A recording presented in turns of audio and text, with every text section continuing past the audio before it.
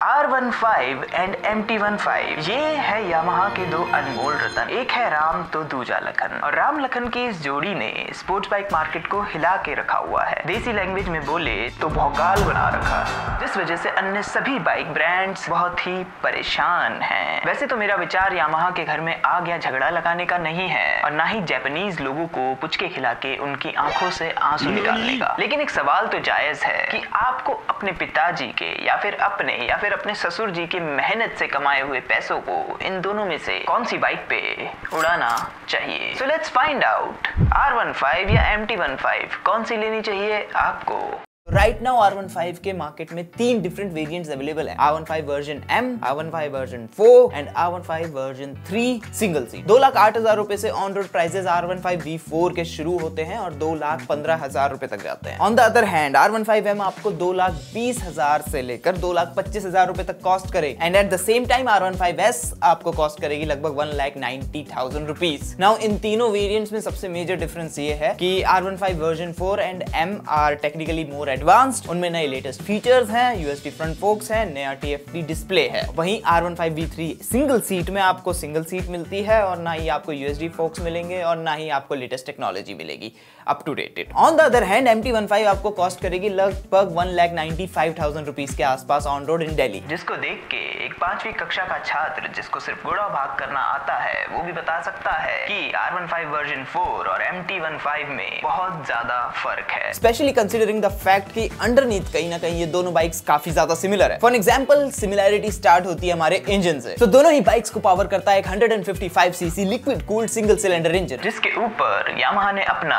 VVA का तड़का भी मारा हुआ है। मतलब ये कि जब आप इसको 7500 RPM से नीचे राइड करोगे उस केस में राम और लखन आपको बहुत अच्छी फ्यूल इकोनॉमी दे सकते हैं। ऑन द अदर हैंड जब आपको बहुत ज्यादा ही चुल मची हो तो 7500 RPM से ऊपर जैसे ही आप जाएंगे आपको बहुत ज्यादा अच्छी पावर मिलेगी। इन शॉर्ट ये इंजन आपको बहुत अच्छी फ्यूल एफिशिएंसी दे सकता है, लगभग 55 किलोमीटर पर लीटर मैंने किया हुआ है। You guys can go and check, MT15 पे किया था। सो गिवन दैट की पावर और परफॉर्मेंस दोनों बाइक्स में सेम है, मेरा क्वेश्चन आप लोगों से ये है कि MT15 या फिर R15 इन दोनों में से आपको किसके लुक्स ज्यादा पसंद है। Let me know in the comment section. जल्दी से आके कमेंट करो, मैं अपना ओपिनियन वीडियो के एंड में शेयर करूंगा, तो stay tuned for that. And at the same time आपकी प्रॉपर पावर डिमांड्स को भी फुलफिल करता है, which is a very good thing. So ये इंजन डेवलप करता है 18.4 PS of power and 14.2 newton meters of torque और 6 स्पीड गियरबॉक्स के साथ इसको कपल किया गया है। लेकिन MT15 और R15 में आपको ड्राइव ट्रेन का थोड़ा सा डिफरेंस फील होगा एंड दैट्स बिकॉज MT15 का रेयर स्प्रॉकेट बड़ा है। On the other hand R15 का रेयर स्प्रॉकेट थोड़ा सा छोटा है। As a result of it bottom end और मिड रेंज आपको MT15 पे बहुत अच्छा मिलेगा। ट्रैफिक में आप सबको पीछे छोड़ते हुए भागते हुए चले जाओगे, एकदम गोली की तरह भागती है गाड़ी। On the other hand R15 में आपको बॉटम एंड तो नहीं मिलेगा लेकिन मिड रेंज से टॉप एंड की परफॉर्मेंस उसकी वन ऑफ द बेस्ट है। As a result of it even दो दोनों ही बाइक स्क्रीमर्स है, लेकिन यहाँ पे आपको टॉप एंड वाली परफॉर्मेंस नहीं मिलेगी, यहाँ पे आपका बॉटम एंड कॉम्प्रोमाइज होगा, जिसकी वजह से R15 में आपको ट्रैफिक में थोड़ी सी प्रॉब्लम हो सकती है एंड यहाँ आपको हाईवेज पे जहाँ ज्यादा ही तेज रफ्तार में आपको ट्रेवल करना है वहां आपको प्रॉब्लम होगी। जो इंडियन रोड्स की सेंस में अगर मैं बताऊं तो नॉर्मली आपको कहीं भी प्रॉब्लम नहीं होगी, बट वो नॉर्मल कंडीशंस में देखिए जब आप हाईवेज पे हाई स्पीड्स पे राइड कर रहे होते हो तो आपको विंड ब्लास्ट फील होता है और जो विंड ब्लास्ट होता है वो कभी कभार आपको डिसबैलेंस कर सकता है, कभी कभार वो आपके लिए हार्मफुल भी हो सकता है। इस पॉइंट को ध्यान में रखते हुए अगर आप R15 की तरफ देखोगे तो वहां आपको एरोडायनेमिक डिजाइन मिल रहा है, बहुत सारी फेयरिंग है और बेसिकली अगर आप अच्छे से टक इन करके बैठते हो तो आपको बिल्कुल भी विंड ब्लास्ट फील नहीं होगा thanks to the aerodynamic design. ये इंजन R15 में 155 किलोमीटर पर आवर की स्पीड भी टच कर सकता है। थिंक अबाउट इट, एक 155 सीसी का इंजन। वहीं MT15 में because there is no wind protection, naked bike है, तो जैसे ही आप 90 क्रॉस करोगे ना 95-100 पे आपको इतना ज्यादा विंड ब्लास्ट फील होगा कि आप इतना कॉन्फिडेंट फील नहीं करोगे कि आप 100-120 पे ट्रेवल करो। इवन दो इसमें आप आराम से 135-140 तक की टॉप स्पीड टच कर सकते हो, लेकिन बिलीव मी आप करना नहीं चाहोगे। ये भी 155 सीसी का सेम इंजन है, लेकिन क्योंकि MT15 में पीछे बड़ा स्प्रॉकेट यूज हुआ है as a result of it ज्यादा हाई स्पीड आपको नहीं मिलेगी। वेट, वीडियो में आगे बढ़ने से पहले क्या आप लोगों ने गुड न्यूज सुनी कि R3 और MT03 की अनऑफिशियल बुकिंग्स स्टार्ट हो गई है काफी जगहों पे। अब अगर आप लोग ये चाहते हो कि मैं R3 और MT03 के ऊपर एक डिटेल्ड एनालिसिस करूं कि आपको क्या क्या मिलने वाला है, उनके प्राइसेस क्या क्या होंगे, कब तक मार्केट में आ सकती है, let me know in the comment section, जाके यस लिखो। ओके अभी देखो इस पॉइंट पे मैं यार एक बात बोलना चाहता हूं कि कभी भी अगर आप कोई बाइक खरीदते हो तो उसको ना सोसाइटी को माइंड में रख के मत खरीदना कि आपको सोसाइटी कितना लुक देगी या क्या एंड व्हाटएवर, क्योंकि सोसाइटी की अटेंशन से आपको कुछ नहीं मिलने वाला। आपको अपने मन में संतुष्टि होनी चाहिए कि यार जो गाड़ी मैं खरीद रहा हूँ वो मुझे पसंद है। क्योंकि एक फैक्ट है, जो लोग सोसाइटी के लिए बहुत मेहनत करते हैं, उनको कुछ देने की कोशिश करते हैं, उनका बेटरमेंट के लिए काम करते हैं, उनको कोई सपोर्ट नहीं करता, सोसाइटी खुद उनको सपोर्ट नहीं करती। फॉर एग्जांपल जो हमारे दोस्त हैं बिहार से रिपोर्टर, बहुत ही फेमस रिपोर्टर हैं, रील्स पे बहुत फेमस हुए, मनीष भाई, उनको अभी रिसेंटली बहुत ज्यादा प्रॉब्लम्स फेस करनी पड़ रही है। आई एम प्रीटी श्योर कि आप लोगों को पता ही होगा कि मैं किस चीज की बात कर रहा हूँ, क्योंकि as a reporter, as a journalist, उन्होंने सच बोला, उन्होंने जो सोसाइटी के मुद्दे थे, रियल मुद्दे, वो दिखाए लोगों को, and as a result of it उनको क्या मिला, ये सब कुछ। इसलिए कहता हूँ कि सोसाइटी की बात मत करना, अपने बारे में सोचो बस। But on the other hand जब हम स्ट्रीट्स की बात करते हैं, वहां के हिसाब से MT-15 is a very very good bike, all because of that big Sprocket. Now MT-15 में MT का मतलब है माइस्टर्स ऑफ टॉर्क, यानी कि ये बाइक बनी ही टॉर्क के लिए। As a result of it आप इस पे स्टंट्स बहुत अच्छे से कर सकते हो,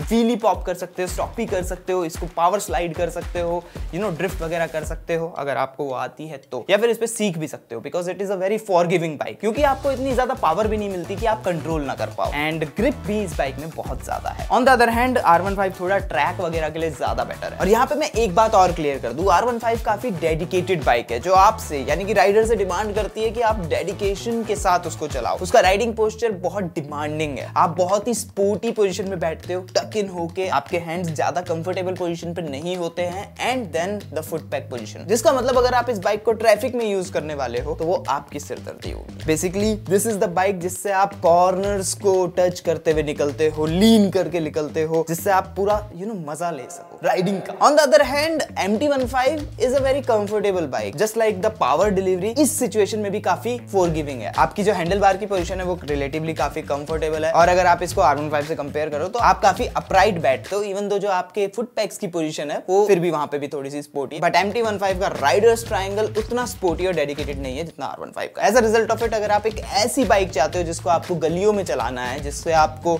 ट्रैफिक ग्रस्त एरियाज में गश्त लगाने हैं, या फिर लेट्स से आपको अपनी गर्लफ्रेंड या फिर गर्लफ्रेंड्स के साथ छुपी हुई ट्रेल्स को एक्सप्लोर करना है, तो MT-15 would be a better choice. और सेम ही चीज इन दोनों बाइक्स के सीट सेटअप पे भी अप्लाई होती है, बिकॉज जो सीट है पिलियन की वो कहीं ना कहीं MT-15 में थोड़ी सी बेटर एग्जीक्यूटेड है, क्योंकि यहाँ पे आपको सिंगल टाइप सीट मिलती है ना, तो थोड़ा पिलियन और आप एडजस्ट कर सकते हो। R15 में आपको स्प्लिट टाइप सीट सेटअप मिलता है, until and unless आप V3 सिंगल सीट के लिए ऑप्ट करो, बट V4 और M में आपको स्प्लिट टाइप सीट मिलती है, और जो रियर सीट है, जो पिलियन सीट है, वो इतनी कंफर्टेबल नहीं है। And same goes for their shock absorber. देखिए फ्रंट में USD फ्रंट फॉक्स है दोनों ही बाइक्स में, तो उनकी जो डैम्पिंग है, उनका जो रिबाउंड है वो काफी अच्छा है। अगर आप थोड़ी सी कच्ची सड़कों पे, अनकंडीशनल सड़कों पे इन दोनों बाइक्स को राइड करोगे, डेफिनेटली फ्रंट से जो आपको फीडबैक मिलेगा, एज वेल एज कॉन्फिडेंस मिलेगा, एज वेल एज डैम्पिंग मिलेगी, वो काफी अच्छी है। बट रियर से बाइक्स काफी ज्यादा स्टिफ फील होती है। अगर आप इनको सिंगल राइड कर रहे हो और आपकी कमर में प्रॉब्लम रहती है, तो मैं सजेस्ट करूंगा कि मत करना। अगर आपकी कमर मजबूत है, कमर कसने लायक आपकी है, तो definitely go for any of these bikes. And the thing is कि रियर एंड से इन दोनों बाइक्स को स्टिफ होना ही पड़ेगा, क्योंकि जो इनका जॉनरा है वो इनसे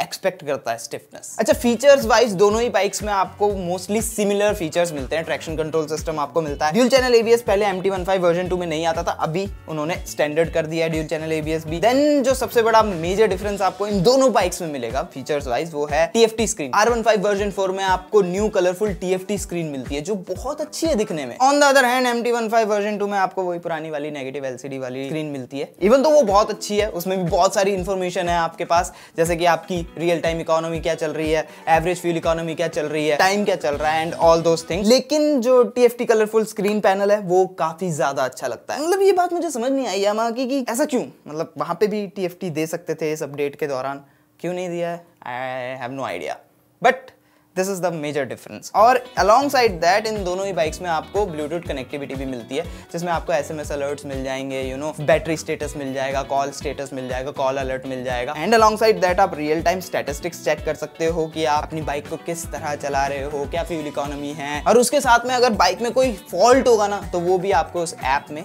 स्टेटस में पता चल जाएगा, which is a good thing. Tyres wise दोनों ही बाइक में सिमिलर टायर सेटअप है, और दोनों के ही टायर्स काफी ग्रिपियर हैं, काफी अच्छी क्वालिटी के टायर्स आपको प्रोवाइड करती है दोनों ही बाइक्स में। सो मच सो कि अपने सेगमेंट में और अपने से अपर सेगमेंट की बाइक्स से बेटर टायर R15 और MT15 वर्जन 2 में आपको मिलते हैं। 140 mm वाइड रेयर टायर है, which is this much. On the other hand, recently updated NS हो गई या अपाचे हो गई, उनमें नहीं आता इतना वाइड, उनमें बहुत पतला टायर आता है। एंड ब्रेकिंग सेटअप भी दोनों बाइक्स में सेम है। अब तो ड्यूल चैनल ABS वर्जन 2 में भी आ गया, which is a good thing. But 282 mm disc at the front with Vibre brakes and rear में आपको Nissan brake calipers मिलते हैं, which I don't know कि क्यों किया है, maybe for the cost cutting. But अगर rear में भी Vibre होते तो it could have been even better. And overall जो फीडबैक है ब्रेक्स का वो R15 में बेटर हो सकता था, given that the category of that bike is sports bike. MT15 के हिसाब से काफी अच्छा है। हालांकि एक चीज और बता दूं, काफी महंगे ब्रेक पैड्स हैं उसके, खास करके रियर वाले, तो ध्यान रखिएगा उस चीज के बारे में। ओवरऑल प्रोडक्ट क्वालिटी दोनों ही बाइक्स की अच्छी है, लेकिन R15 से बेटर मुझे MT15 की लगती है, क्योंकि उसके जो फाइबर पैनल्स हैं, जो उसके पैनल गैप्स हैं, वो ज्यादा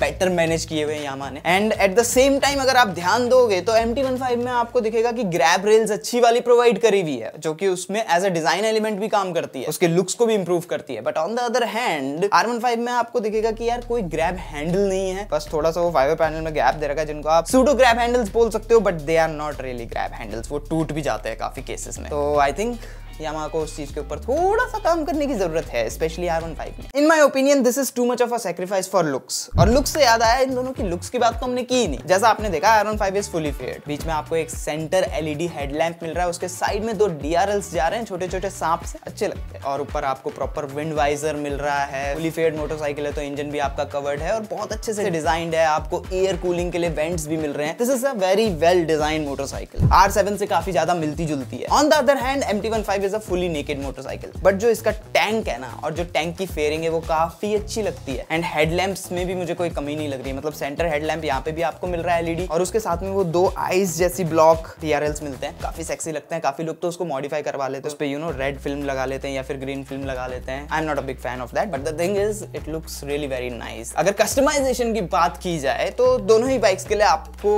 बहुत सारे कस्टमाइजेशन ऑप्शंस मिल जाएंगे, बहुत सारे मॉड्स मिल जाएंगे, यू नो, अगर आप सिर्फ कॉस्मेटिकली करना चाहते हो या फिर थोड़ा उसको पावर परफॉर्मेंस भी ट्यून करना चाहते हो। लेकिन अगर हम YouTube के हिसाब से देखें ना, तो MT15 के लिए कस्टमाइजेशन ऑप्शंस थोड़े से ज्यादा हैं, और जो MT15 यूजर्स और बायर्स होते हैं वो अपनी पर्सनैलिटी के हिसाब से बहुत ज्यादा कस्टमाइज भी करवाते हैं MT15 को। तो overall in my opinion MT15 और R15 दोनों के ही लुक्स मुझे पसंद है। I mean that is the reason ना कि मैंने अपने लिए वही बाइक खरीदी, इवन दो R15 का भी ऑप्शन था मेरे पास। I hope you enjoyed the comparison. अब अगर आप लोग ये जानना चाहते हो कि 2023 में कौन सी ऐसी बाइक्स हैं जो आने वाली है और कौन सी ऐसी है जो नहीं आने वाली है, तो यहाँ पे क्लिक करो और वीडियो देखो। और यहाँ पे क्लिक करके आप लोग जान सकते हो कि हंटर 350 आपको कितनी माइलेज देगी। उसका अच्छा सा माइलेज टेस्ट किया हुआ है, जाओ जाके वीडियो देखो।